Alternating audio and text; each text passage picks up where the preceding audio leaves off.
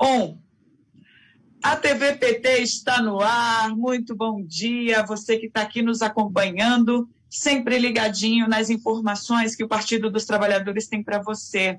E aí eu já queria começar a nossa conversa, o nosso bate-papo, chamando todo mundo para começar esse debate bastante importante que vamos fazer hoje. E já peço para que vocês que estão assistindo se inscrevam no nosso canal e aperte ali naquele sininho para ser sinalizado sobre os nossos programas, as nossas conversas, os conteúdos que o Partido dos Trabalhadores vem aqui mostrar para vocês. E hoje a gente vai falar sobre essa questão da queda do Mandetta, não é? A semana inteira nós acompanhamos uma novela, na verdade há quase 2 semanas, uma novela mexicana entre o presidente Jair Bolsonaro e o seu ministro da Saúde, Luiz Henrique Mandetta. E o desfecho aconteceu ontem, a queda do Mandetta. Até aí tem toda uma movimentação política, só que mais ainda a gente está no meio de uma crise, o coronacrise. E como é que fica a saúde do povo brasileiro diante disso aí? E aí, para a gente fazer esse bate-papo, a gente convidou aqui para participar o ex-ministro da Saúde, médico Arthur Quioro. Convidamos também o também médico e deputado federal Jorge Sola, deputado pela Bahia, e o Antônio Carlos Carvalho, ele que é advogado e consultor da Fundação Perseu Abramo. E aí a gente vai conversar e começar esse bate-papo. Olá a todos vocês, dei um oi para os nossos acompanhantes aqui deste debate. E eu já começo a conversa com o ex-ministro Arthur Quioro, que vai poder falar com uma certa propriedade como é que fica a situação do povo brasileiro com a saída de um ministro técnico diante da postura pouco responsável do nosso presidente Jair Bolsonaro. Bom dia. Bom dia a você, Candice, bom dia, Jorge Sola, bom dia, Antônio, Carlos, quem nos acompanha, todos os companheiros e companheiras. Olha, é terrível. Eu acho que a gente está vivendo uma situação dramática, e eu vou dizer por quê.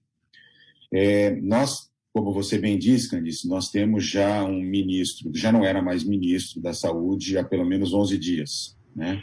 Então, era uma crônica anunciada, uma morte anunciada, né, a saída do ministro.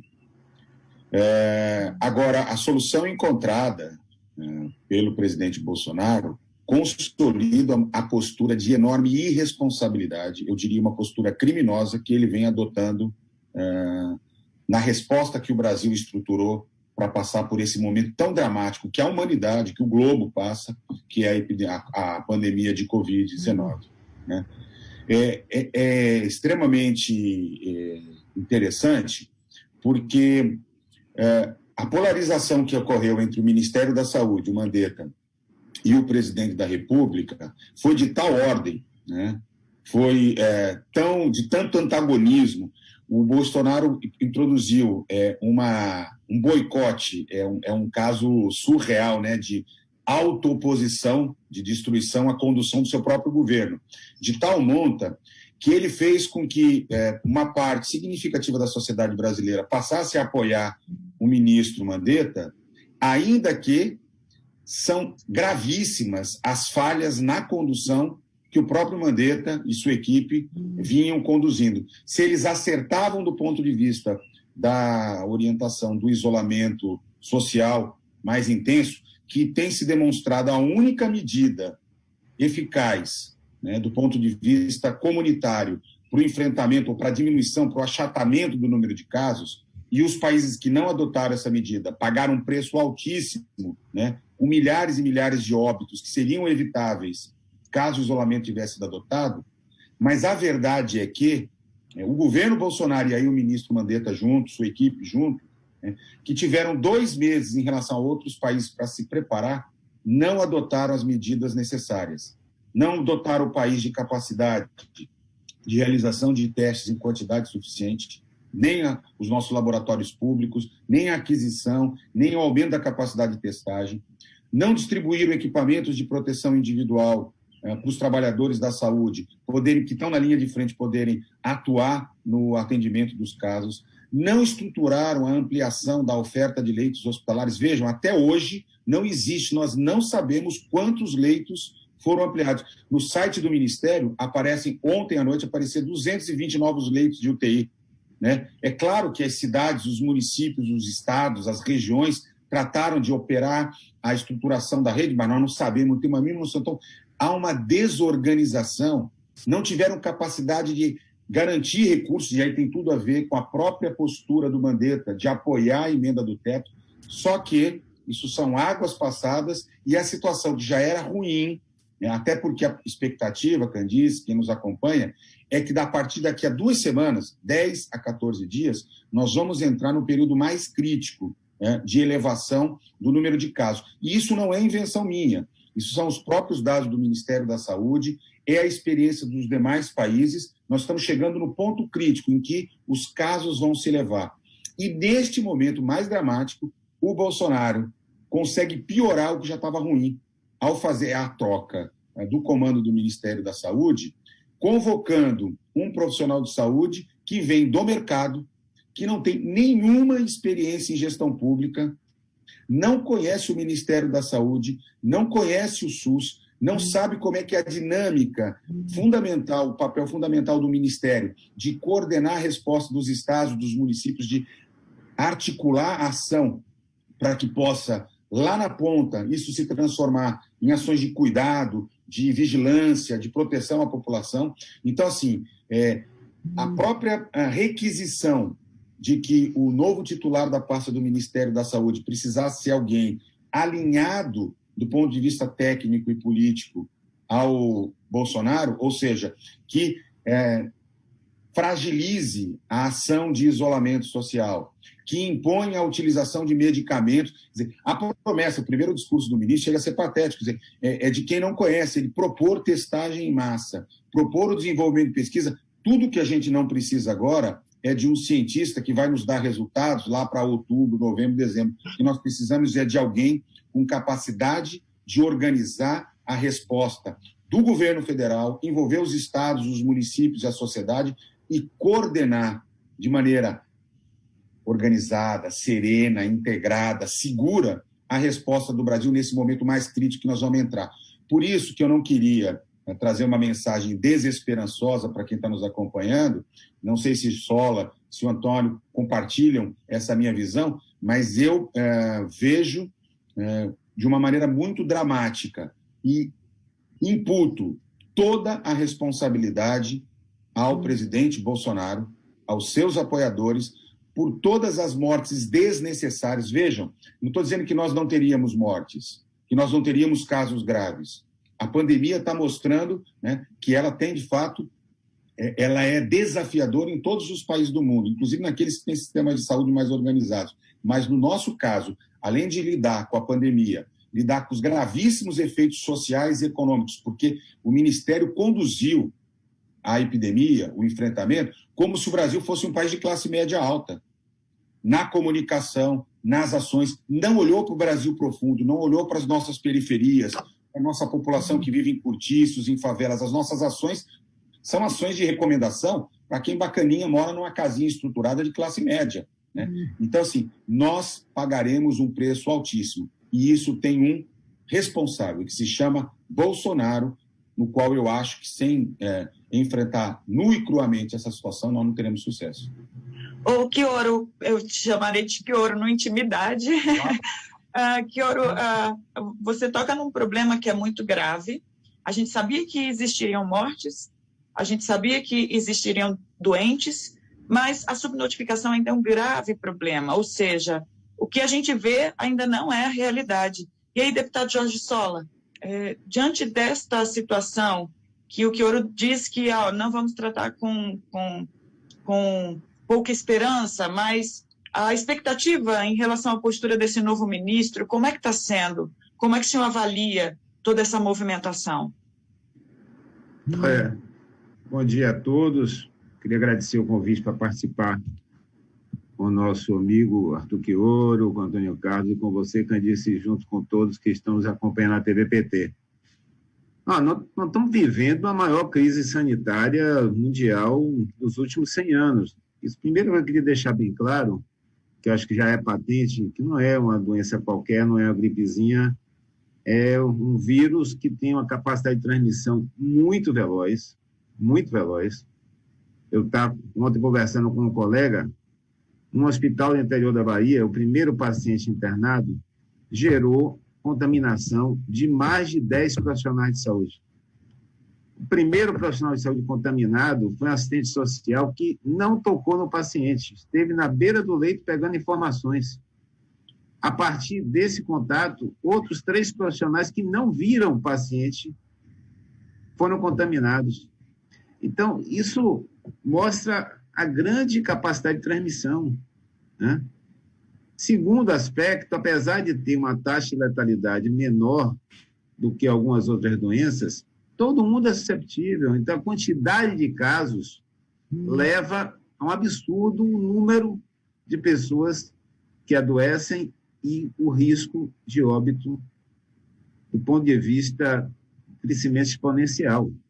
Os Estados Unidos ontem teve mais de 4 mil óbitos em um dia, em um único dia. Eu não sei se o senhor percebe, eles não publicam, não divulgam tanto as escalas em relação aos outros países dos Estados Unidos. Hoje é a situação pior, né, do ponto de vista do quadro nesse momento. Agora, claro, como a pandemia ela migrou entre os países, ela surgiu em momentos diferentes, né?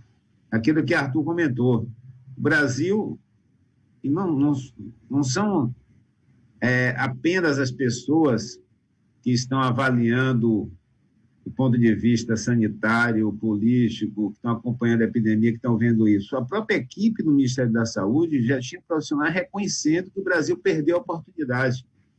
Eu vou só fazer um breve retrospecto, Candice. Nós, no mês de janeiro, estávamos em recesso na Câmara de Deputados. Retornamos no início de fevereiro. No dia 12 de fevereiro, nós já estávamos com a comissão montada, da qual eu faço parte, pelo Partido dos Trabalhadores, estamos o ex-ministro Alexandre Padilha, atual deputado federal, e eu.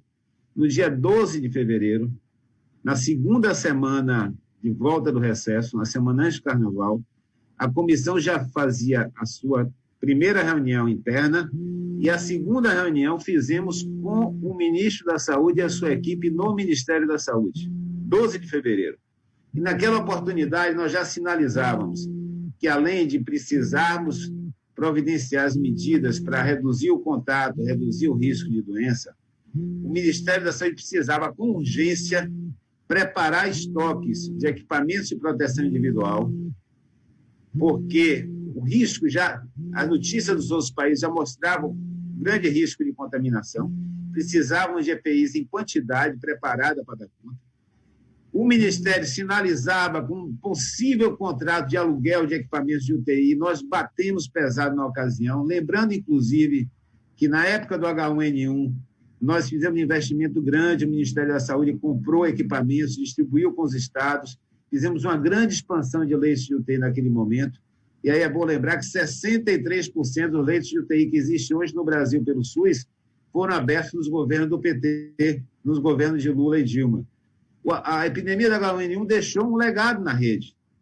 Naquele momento, nós tivemos investimento do governo do Partido dos Trabalhadores, o Ministério da Saúde fez estoques e distribuiu com os estados de EPIs e de equipamentos. E nós avisamos, não vai ter equipamento para comprar se continuar nessa velocidade da expansão da pandemia, quanto mais alugar.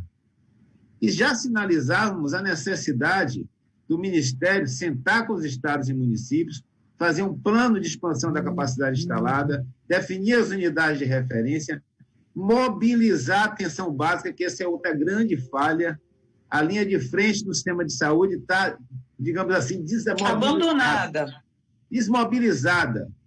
Antes da posse, Bolsonaro já tinha mandado embora 18 mil médicos cubanos, não conseguiram suprir essas lacunas, e nós entramos nessa pandemia com a atenção básica desfalcada, e o que eu estava falando, mais desfalcada, desmobilizada, porque não há um comando por parte do Ministério da Saúde definindo a estratégia, trazendo os agentes comunitários com proteção, com os EPIs, para fazer as visitas, identificarem os suspeitos respiratórios, sintomáticos respiratórios, fazer um fluxo para esse sintomático respiratório e ir para a unidade básica de saúde já com máscara, ele ser recebido, ser acolhido, ter os cuidados e a orientação para fazer o acompanhamento ou dentro do domicílio, ou, se for um caso grave, encaminhado para a unidade de saúde de forma adequada. Então, todas essas medidas não foram tomadas. 2 meses depois, o Brasil perdeu o tempo. E Bolsonaro conseguiu um feito, que transformou uma gestão ineficiente, uma gestão que não teve a capacidade de dotar o Brasil dos recursos necessários no tempo necessário, uma gestão que não teve a capacidade técnica e política de traçar as estratégias e ser o grande mobilizador dos diversos espaços de gestão do SUS para dar conta desse desafio, e terminou fazendo com que a maioria da população tenha até uma avaliação positiva da gestão do Mandetta, porque, obviamente, tudo é relativo, né? O contraponto era o terraplanismo epidemiológico de Bolsonaro. O contraponto era terra plana e o vírus tem que circular, tem que passear. Então, nesse contraponto, obviamente, as outras questões não foram efetivamente analisadas. E agora o novo ministro assume no cenário. O Ministério da Saúde, Candice, só veio a lançar um edital para contratar testes diagnósticos com apoio de empresas privadas na segunda-feira passada. Saiu o edital na segunda-feira, agora é dia 16, fazendo um chamamento, dando prazo até o dia 17 à noite para os testes rápidos. E o edital para a PCR saiu dia 18, quarta-feira. O ministro da Infraestrutura, segunda-feira passada, anunciou que talvez dia 21 ou 22 comecem a chegar no Brasil os primeiros aviões com as primeiras cargas de EPIs comprados. Talvez. E aí fica fácil, não é, deputado? Perdão te interromper. Fica fácil para o governo sustentar o discurso agora de que o isolamento é ineficiente, que não se precisa de isolamento, porque não mostra-se a realidade dos números. Não houve testes o suficiente para mostrar a quantidade de casos reais no Brasil, de mortes reais no Brasil, e aí as pessoas estão sendo iludidas, enganadas. Deixa eu só completar uma informação, Sola. Deixa eu só completar uma informação que o Sola fez, que é mais preocupante ainda. Porque a hora que chegarem os testes, quando chegarem e se chegarem, nós vamos ter que nos deparar com outro problema, que é a capacidade de leitura dos testes que a rede de laboratórios de saúde pública do Brasil tem. Segundo o próprio Ministério, e o Sola não está exagerando, porque essas informações que ele está colocando estão contidas no próprio boletim epidemiológico do Ministério. O Brasil hoje só tem capacidade de ler 6.700 exames por dia. E precisa, segundo o próprio Ministério, ler de 30 a 50 mil. Então, nós temos um problema de chegar ao insumo. Nossa rede é toda semi-automatizada, nós não temos equipamentos automatizados para fazer a leitura de biologia molecular, e a nossa capacidade é aquém da necessária para a leitura. Não é por menos, Candice, que, por exemplo, só no estado de São Paulo, tem mais de 20 mil testes aguardando, saiu o resultado, ou seja, o teste já foi realizado e o resultado não chega. Os óbitos não são confirmados, a causa-mortes, porque não consegue fazer a leitura dos testes. Então, o cenário é o seguinte: a gestão da pandemia no Brasil é feita olhando no retrovisor, no breu, para 2, 3 semanas atrás, tá certo? E ainda com números que não traduzem o que nós estamos vivendo na realidade. Daí a dificuldade, inclusive, de responder o seguinte: qual é o momento de relaxar o isolamento? Né? Os países que estão se preparando para começar a fazer isso estão testando em massa, estão fazendo simulações na comunidade, vão poder liberar aqueles que já foram infectados, que tiveram a doença num primeiro momento. Nós estamos absolutamente no escuro. Então, esse é o pior sinal. Desculpa, só para corroborar o que você estava falando. Não, eu só vou completando aí no vácuo que você deixou. Assisti agora mais cedo uma entrevista com o secretário municipal de saúde de São Paulo. Ele deixa claro que o número de mortes pelo Covid hoje deve ser pelo menos 200% dos números oficiais. Quando ele pega os casos hoje identificados laboratorialmente, são algo em torno de 1/3 do total de óbitos com quadros clínicos compatíveis com o Covid na cidade de São Paulo. Vou dar outro número importante: já foram afastados mais de 4 mil profissionais de enfermagem. Nossa. Nessa questão dos testes, além dos profissionais de saúde estarem desprotegidos, os profissionais de saúde eram para estar tendo testagem regular, especialmente nas unidades de referência. porque cada um desses, como eu citei o caso daquele no início da minha intervenção, gera uma perspectiva de contaminação enorme. Então, nós não podemos prescindir de uma estratégia de proteção com EPIs e de testagem, para, inclusive, podermos ter capacidade de manter a rede funcionando. Senão, nós vamos perder profissionais na velocidade muito grande e vai comprometer ainda mais. Lembrando, inclusive, que eu estava comentando na atenção básica, a lacuna que existe. Né? Até hoje, o Ministério da Saúde não chama os profissionais médicos formados no exterior para trabalhar através do edital do Programa Mais Médicos. Soltou semana passada um edital para contratar os cubanos que ficaram aqui, a fórceps, depois de muita briga da Câmara de Deputados. E não chamaram os demais profissionais. Nós estamos abrindo mão, Arthur, de mais de 10 mil profissionais médicos formados no exterior, que vão fazer uma diferença gigantesca, porque a população indígena, que já teve casos de óbito por Covid, está desprotegida, sem profissional médico. A periferia da grande cidade, eu estou aqui em Salvador, minha cidade, tem mais de 40 equipes de saúde da família, até agora sem médico. E a prefeitura do DEM, do mesmo partido de Mandetta, a prefeitura catando profissionais sem conseguir viabilizar. Então, nós precisamos, voltando aí, o novo ministro que entra, precisava não só não acolher as indicações do presidente da República, obviamente, como precisava dar uma virada muito grande, assumindo o Ministério a liderança na aquisição e distribuição dos kits, dos insumos, dos equipamentos, montando estratégia de organização da rede. E a Arthur comentou anteriormente aí, gente, numa situação como essa, o Ministério não sabe quantos leitos estão sendo abertos por Estado, não sabe quantos leitos estão sendo criados, não sabe qual é a possibilidade de abertura e o que é que falta de equipamentos para viabilizar. Cada Estado está trabalhando de forma isolada. Cada grande cidade, grande capital, cidade média, porte regional, estão trabalhando de forma isolada. A única ação coordenada que a gente tem hoje no país para o enfrentamento da pandemia é o Consórcio Nordeste, que montou uma equipe, inclusive, com os melhores cientistas de todas as universidades, de todos os estados do Nordeste. O Nicoletti está coordenando, junto com o Sérgio Rezende, que foi ministro, para buscar, né, alternativas de contribuição para o enfrentamento. E estão tentando fazer compras juntos, estão tentando fazer estratégias mais articuladas, mas o papel é do Ministério da Saúde. Quem tem recursos financeiros, quem tem capacidade, quem tem a responsabilidade legal de fazer isso é o Ministério da Saúde. E, repito, até o momento é um ministério que foi omisso, irresponsável e incapaz de enfrentar um desafio desse tamanho.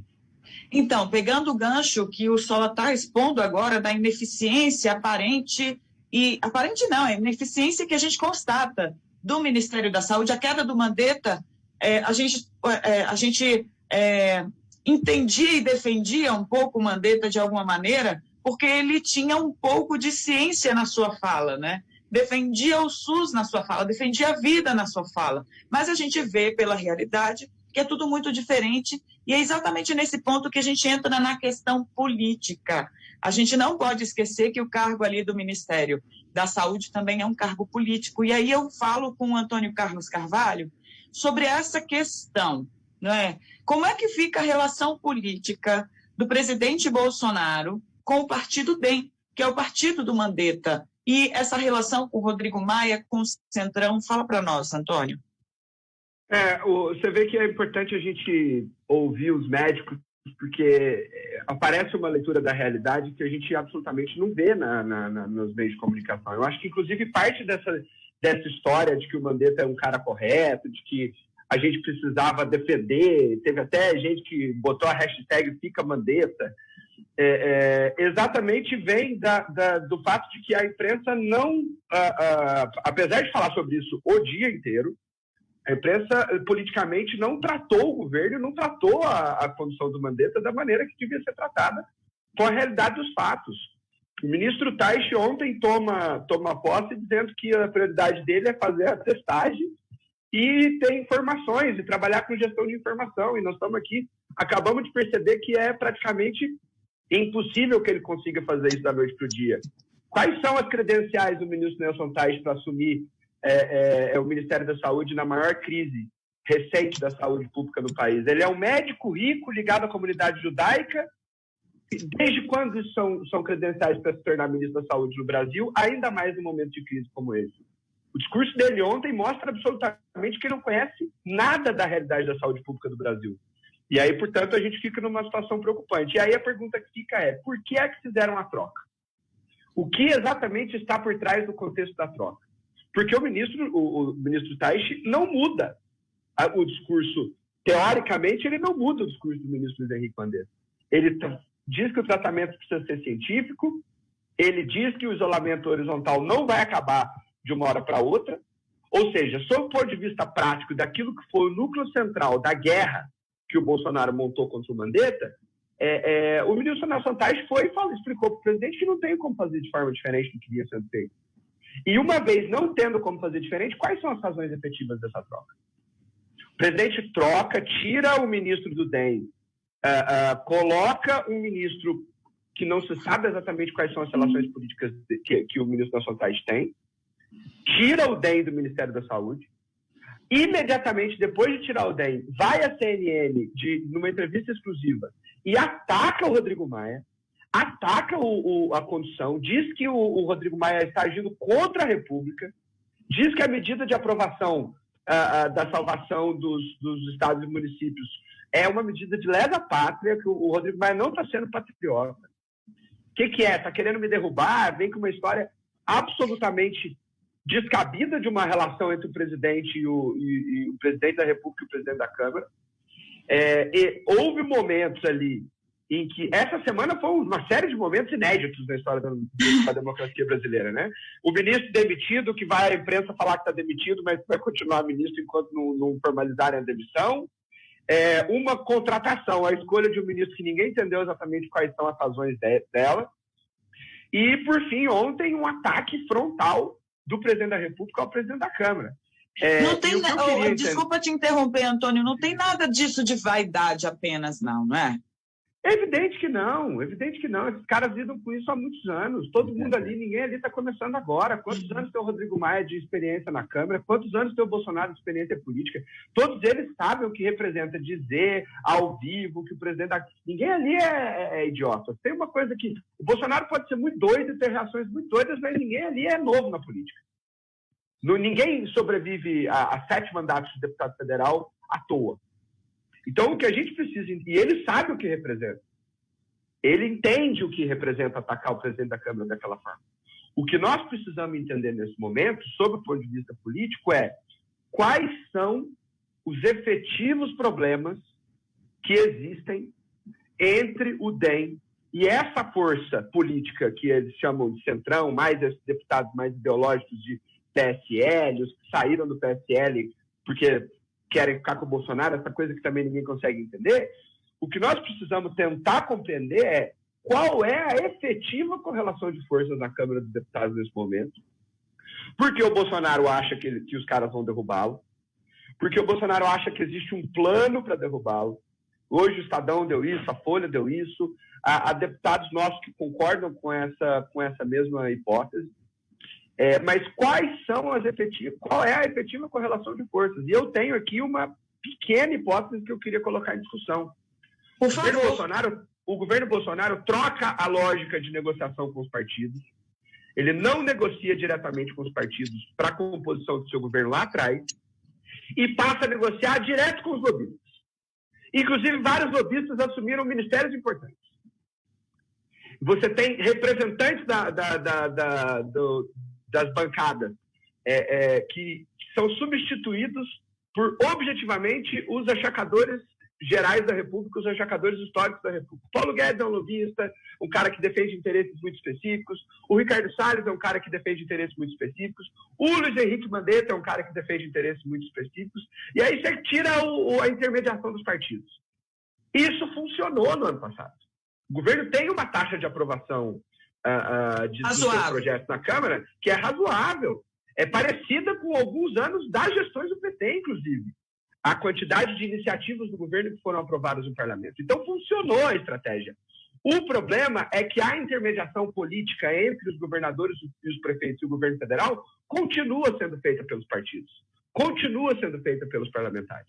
E essa questão somada, esse gap político, somado à crise que, nesse momento, os governadores e os prefeitos precisam lidar com ela de uma forma minimamente mais responsável que o presidente da República, isso gera uma crise que, na minha opinião, pode ser a grande crise política do governo Bolsonaro.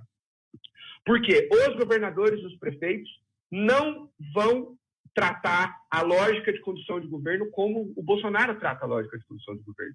E no final das contas, ainda mais os prefeitos, que teoricamente têm eleição esse ano, no final das contas, os governadores e os prefeitos precisam prestar conta para a população.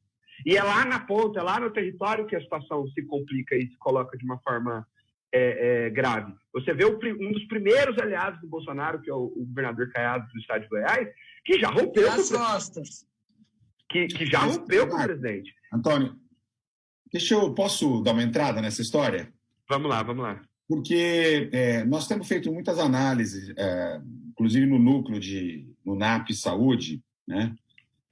E, sem dúvida nenhuma, nesses 10 dias, na verdade, um pouquinho mais, uma das coisas que também foi tirando a base de sustentação do próprio Mandetta foi o fato de que o governo federal não conseguiu fazer chegar os recursos para estados e municípios.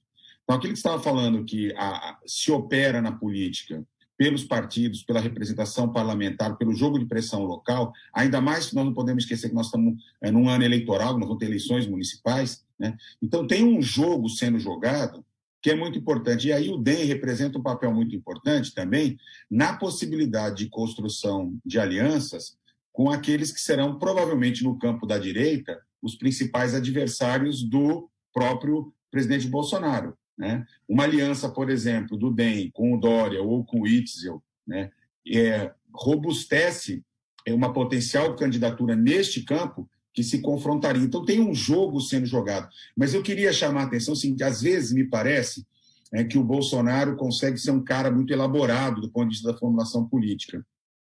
Eu tenho uma certa dúvida, e eu queria colocar isso em debate com vocês, se nesse momento o enfrentamento direto com o Maia que ele fez ontem, né, chamar a confusão, literalmente, o conflito, também não é. Primeiro porque é o modus operandi dele. Ele mostra isso ao longo da sua trajetória política, de que ele não trabalha na composição, na costura, na construção de sustentabilidade, na lógica usual de se fazer política num regime presidencialista com o parlamento do jeito que a gente tem.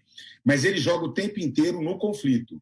E, nesse momento, a abertura do conflito é essencial, porque ele sabe do grau de vulnerabilidade e da responsabilidade que ele terá pelo acúmulo das mortes que virão com a pandemia. É inevitável. Gente, no melhor cenário, se nós estivéssemos praticando um isolamento social muito bem feito, acima de 70%, dado aquele estudo do Imperial College, simulação que foi feita para o mundo inteiro, para todos os países, aponta que nós teremos alguma coisa em torno de 44 mil óbitos. Se for verdade esse dado que o Sola colocou, de que a projeção de que nós estamos com 200% acima, tal, nós devemos estar nesse momento com alguma coisa em torno de 5, 6 mil óbitos, provavelmente por Covid no Brasil, mas nós estamos distantes de chegar no 44 mil. Então, me parece que nós temos uma manobra diversionista. Quer dizer, nesse momento, botar fogo no circo também é tirar o foco do novo ministro, da saída do Mandetta, chamar o pau para um outro cenário, né, e fazer uma manobra de desviar. E eu queria só voltar a uma primeira parte da tua questão que você fez para o Antônio, Canice, que diz respeito à história do jaleco, né? Eu não vejo o novo ministro de jaleco, mas o jaleco nunca caiu bem no corpito do Mandetta, né? Vamos lembrar.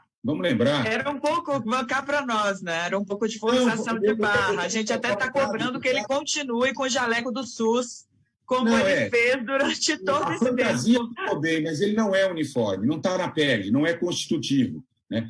Quem milita 32 anos na defesa do SUS sabe de que lado que o Mandetta teve o tempo todo. Sabe, por exemplo, que ele no DEM foi o cara que mais batalhou na Câmara dos Deputados para destruir o Mais Médicos, junto com o padrinho dele, o Caiado, no Senado. Sabe que ele foi um ardoroso defensor da emenda do teto. Sabe que ele foi um ministro que ficou de boca calada durante 1 ano e 3 meses que ele ficou no cargo, né? E não peitou o Guedes, não peitou o Bolsonaro, e é por isso que a resposta brasileira atrasou, que ele não teve capacidade, porque, no fundo, ele passou o tempo inteiro dizendo que o problema do SUS não era falta de recurso, era falta de gestão. E ele mostrou que, apesar do discurso de ciência, planejamento, foco, que é muito provavelmente o que o novo ministro virá também, até porque agora virou um mantra, então ele não pode descolar do discurso, mas, no fundo, o que a gente precisa entender é que as políticas públicas, vejam, a da saúde, a do auxílio emergencial, aquelas que são voltadas à proteção do pequeno e médio produtor, todas. O reforço de recursos para os estados que vão estar na linha de frente, estados e municípios que vão estar na linha de frente dessa loucura. Exatamente. Elas estão submetidas à lógica fiscal do ajuste, à proposta da política econômica de Guedes e de Bolsonaro. E aí, né, eu acho que a gente pode também entender que, para além da disputa política, além do cenário de 2022, tem confluência entre aquilo que o DEM, que o Centrão, que o Bolsonaro defende, que é um apoio quase que fechado. Ainda que nesse momento da pandemia, né, tenham divergências concretas, mas elas acabarão tão logo a gente saia do enfrentamento e haverá convergência do ponto de vista político e econômico. Então, eu não consigo ver, né, o circo pegar fogo ao ponto de se esgarçar as relações.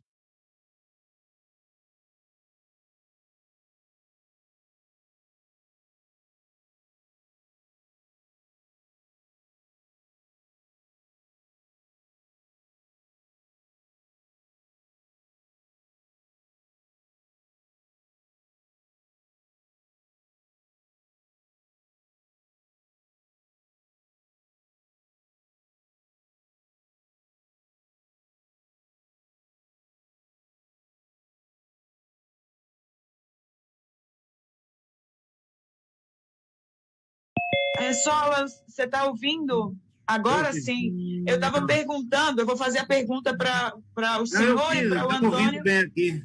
Tá. Bem aqui. Parece meu áudio que estava fechado, então. Então não se esconde. Mas então, eu acho que essa semana a pauta da Câmara de Deputados, ela desnuda o papel do Rodrigo Maia e a relação dele com as agendas do país, né? Ele está lá para garantir a chamada pauta do mercado, garantir a continuidade do que vem sendo feito desde que tiraram a presidenta Dilma. Isso não é da agora do governo Bolsonaro, o governo Temer, e aprofunda no governo Bolsonaro, e graças a Rodrigo Maia, essa pauta vem conseguindo se viabilizar. Não esqueçamos que ele é o principal protagonista que tem garantido a articulação política necessária na Câmara e no Senado para viabilizar a aprovação de todas essas pautas. Essa semana, em plena pandemia, aprovou mais uma destruição de direitos trabalhistas, a tal da carteira verde e amarela, a carteira do escravo. Eles fizeram de tudo, atropelaram, passaram o rolo compressor. Nós tínhamos feito um acordo na Câmara de Deputados que a votação remota se daria à distância para as pautas necessárias para o enfrentamento da pandemia. Aí ele, primeiro, em vez de quebrar a emenda constitucional 95, Arthur, em vez de acabar com o limite de teto dos gastos na saúde, na ciência social, nas diversas áreas, o que eles fizeram? Fizeram um orçamento à parte, o chamado orçamento de guerra.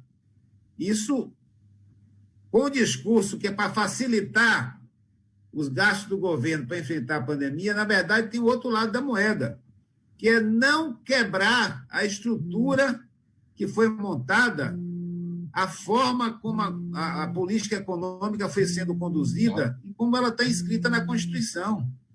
Porque quando botaram na Constituição a emenda 95, é porque lá, aquela parte que tem saúde é direito de todo dever do Estado, agora você tem que ler assim, saúde é direito de todo dever do Estado, desde que não gaste mais do que gastou no ano anterior.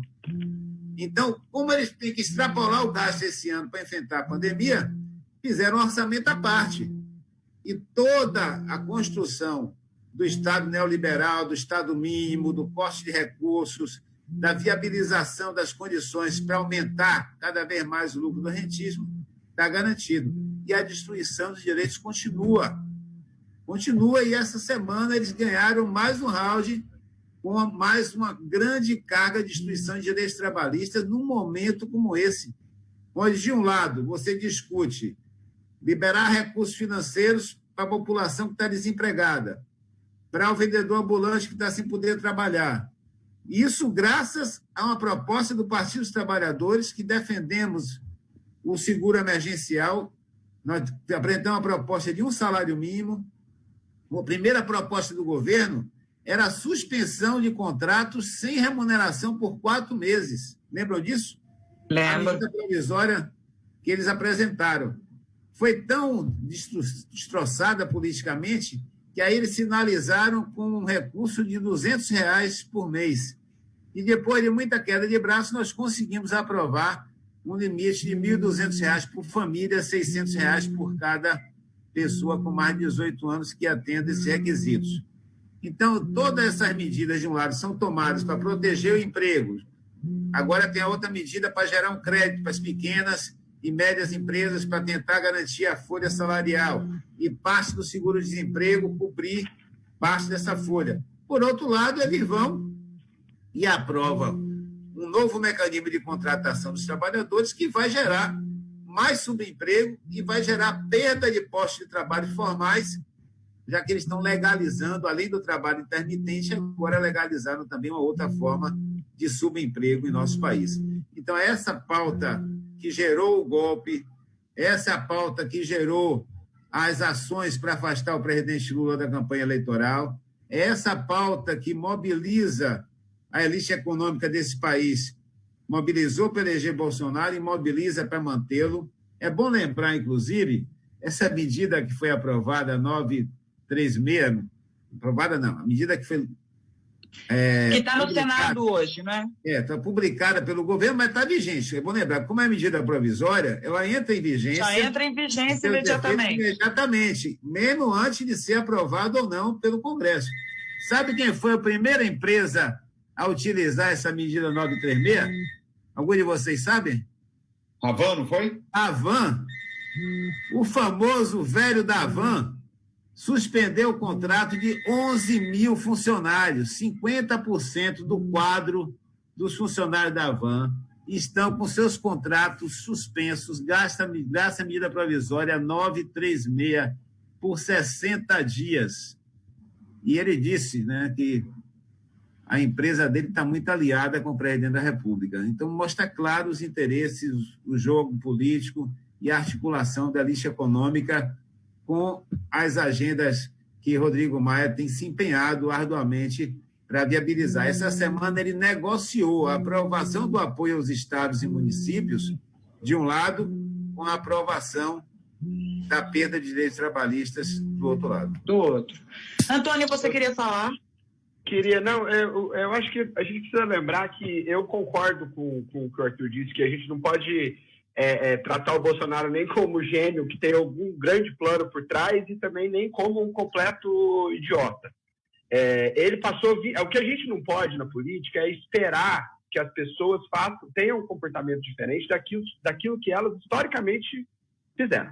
Bolsonaro passou 28 anos como deputado falando besteira e criando confusão e criando briga e sendo polêmico. É evidente que, como presidente da República, ele ia fazer a mesma coisa. Só que é preciso que se diga que essa lógica de funcionamento da cabeça dele é funcional para o mercado. Ela é funcional para os interesses de desmonte do Estado. Na medida em que mantém uma ideia e uma aura na população que a crise é permanente, que a crise não se supera, ela não passa nunca, porque a política está contra ele, está todo mundo contra ele, ele sinaliza para uma base ideológica que é uma base apaixonada em níveis muito parecidos com os níveis do fascismo, que se apaixona por ele, vai defender, inclusive, a justificativa de que este momento de crise demanda esforços mais corajosos e, portanto, medidas absolutamente mais graves e nefastas para a população brasileira, como as medidas que foram aprovadas no governo. Qual era o sentido de aprovar a MP da carteira verde e amarela nesse contexto? Qual que era a razão de fazer isso? No que a medida da carteira verde e amarela contribui para o combate à pandemia? Absolutamente nada. O próprio Rodrigo Maia disse isso ontem em entrevista à CNN. O que nós precisamos identificar é que Rodrigo Maia entregando flores para o presidente da República, como ele mesmo disse ontem, e Bolsonaro entregando pedras para a Câmara dos Deputados, como o próprio Rodrigo Maia disse ontem, ambos são extremamente funcionais para os interesses do desmonte do Estado. O que eles não esperavam era uma crise real. Era a morte de pessoas, era um momento de caos social efetivo que se avizinha. Nós não temos uma solução para a economia, nós não temos uma solução para a crise, porque aí os médicos que falaram aqui disseram que não tem condição de fazer a testagem.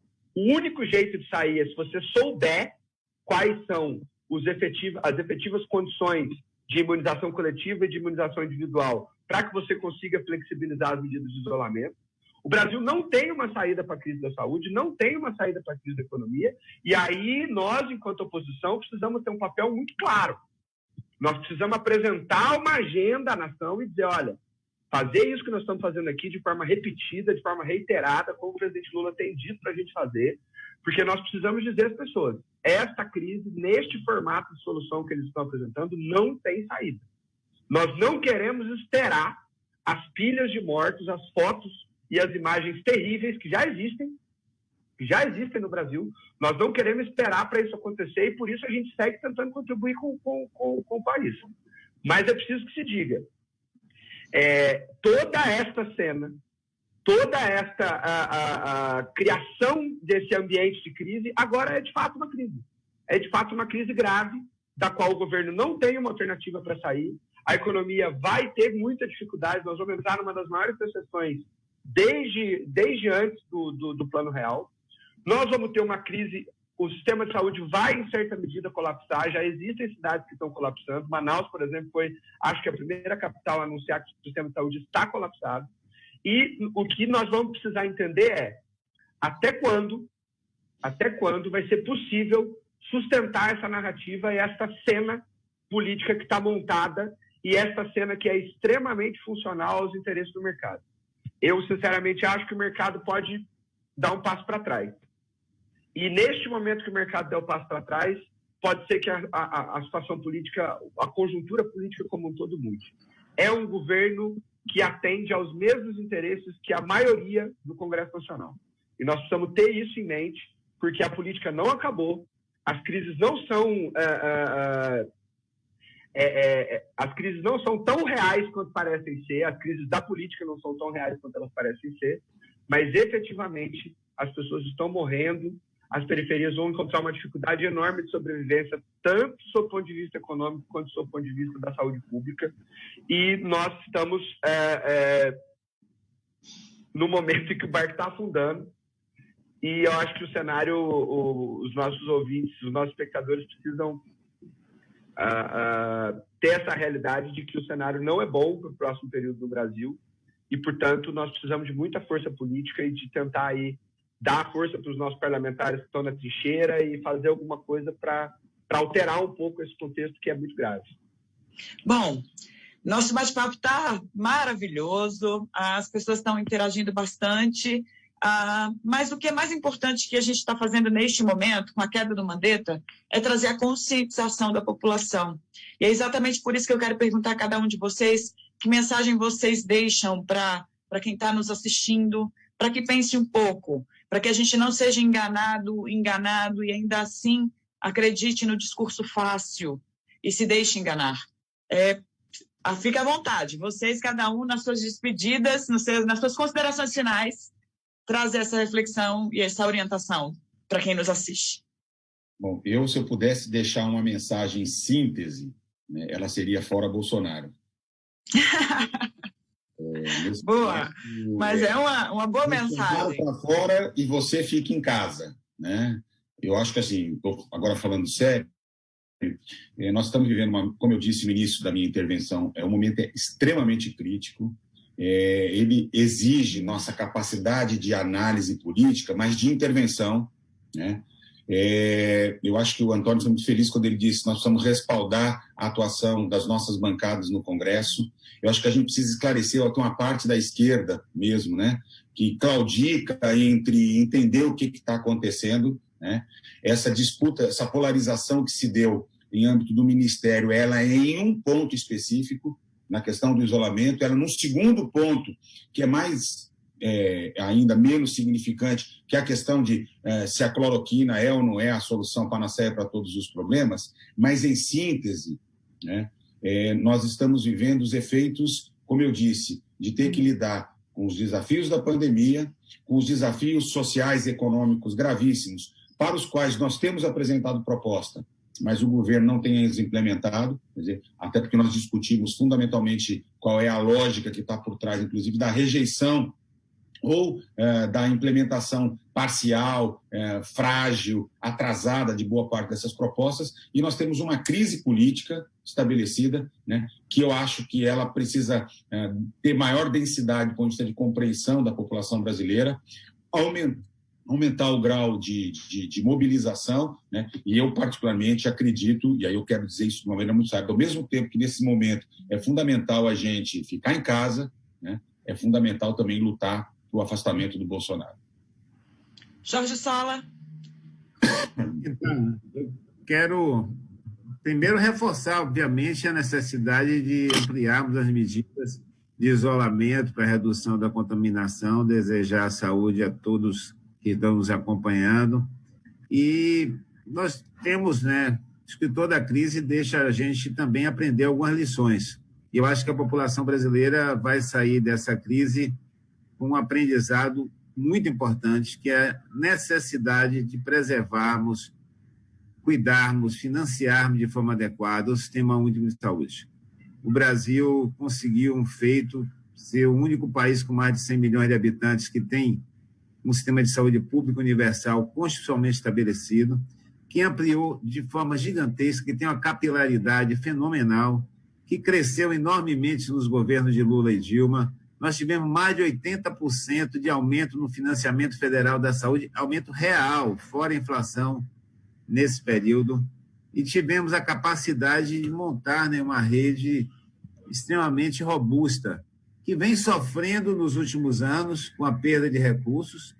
Eu fico sempre me perguntando o sofrimento dessa elite econômica. Os caras fizeram tanto, Candice, lutaram tanto para tirar a presidenta Dilma, derrubar uma presidenta contra que não havia nenhuma denúncia de corrupção, lutaram tanto e conseguiram impedir a candidatura do presidente Lula, botaram esse insano na presidência da República. Agora chega um vírus de forma inesperada e dá um cavalo de pau e faz com que o governo tenha que novamente gastar dinheiro com pobre, tenha que novamente tirar dinheiro dos impostos para botar na mesa das pessoas, tenha que novamente tirar dinheiro que iria para pagar o rentismo, para botar mais financiamento na saúde. Então, a população brasileira acho que vai aprender que essa campanha que eles fizeram tanto, gastaram tanto, trabalharam tanto para dizer que servidor público é parasita, para dizer que servidor público mama nas tetas do Estado, para destruir a aceitação da população das políticas mais importantes,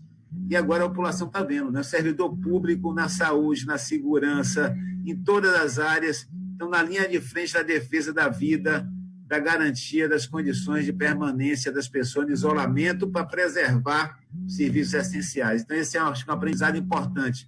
Nós não podemos abrir mão do SUS, nós temos que cuidar do SUS, financiar bem o SUS, não podemos abrir mão de ter um Estado com a capacidade de dar resposta à necessidade da maioria da população, não podemos entrar, né, nesse canto de sereia do Estado mínimo da destruição das políticas públicas, que é o que eles têm feito nos últimos 4 anos.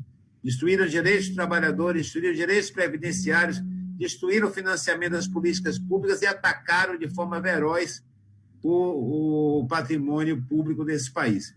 Mas vamos sair dessa crise e, com certeza, vamos construir novamente um país voltado para a maioria da nossa população. Exatamente, a grande lição. Antônio? Bom, primeiro agradecendo a TVPT, agradecendo aí a oportunidade de compartilhar isso com você, Candice, com o deputado Jorge Sola e com o Arthur Quioro.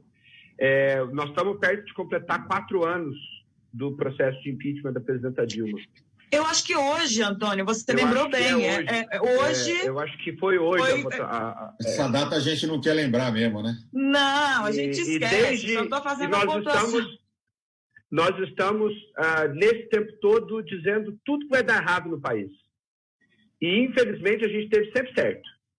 A gente disse que o impeachment era um golpe que tinha um interesse muito específico, ficou claro o que foi o Temer para o país. A gente dizia que a eleição do Bolsonaro era um erro gravíssimo, ficou claro o que significa a eleição do Bolsonaro para o país. E a gente sempre disse que quem ia pagar caríssimo por isso era o povo pobre trabalhador desse país, e é quem está pagando caro pelo que está acontecendo no país. Faz 4 anos que nós estamos dizendo ao povo brasileiro o que vai dar errado. E faz 4 anos que nós estamos certos dizendo o que vai dar errado. Só que nós precisamos também dizer o que vai dar certo. Esse país só conseguiu movimentar e mudar a sua realidade quando a força do povo tomou conta do governo, quando a força do povo tomou conta dos rumos do Estado brasileiro. E nós precisamos continuar apostando nisso, numa solução que venha do povo. O povo é solução, o presidente Lula fala isso sempre. O povo é solução para tudo que está acontecendo. Não é a causa, não é a crise. Os pobres não são o problema desse país, os pobres são a solução, porque no momento em que eles deixarem de ser pobres, esse país passa a ser grande da maneira que ele merece ser. E eu queria terminar aqui de uma forma pouco diferente do protocolo. Ontem, o Baiana System lançou um álbum chamado O Futuro Não Demora. Seus conterrâneos, deputado, lançaram um álbum, uma releitura do álbum chamado O Futuro Não Demora. E o quanto é importante esse recado, de dizer que o futuro não demora, que a gente não pode perder esperança, a gente não pode perder a esperança de sonhar, de como está difícil ficar em casa, de como está difícil esse isolamento, mas entender que só a nossa esperança de uma sociedade melhor, de um país melhor, é o que vai nos tirar dessa história. Muito obrigado, gente. Olha, eu que agradeço a todos vocês, senhores. Agradeço a você que esteve conosco o tempo inteiro neste bate-papo, neste debate muito importante. Quero relembrar a vocês que, se vocês ainda não se inscreveram, se inscrevam no nosso canal. Além disso, aperta lá aquele sininho para que você seja notificado sobre os nossos programas, sobre os nossos conteúdos e participe com a gente dessa construção, dessa corrente do bem. E não esqueça de curtir, compartilhar, falar para os amigos, estender todo esse debate à sua família, que isso faz bem, é uma corrente do bem do Partido dos Trabalhadores. Muito obrigada pela companhia, até a próxima. Beijo, gente, tchau.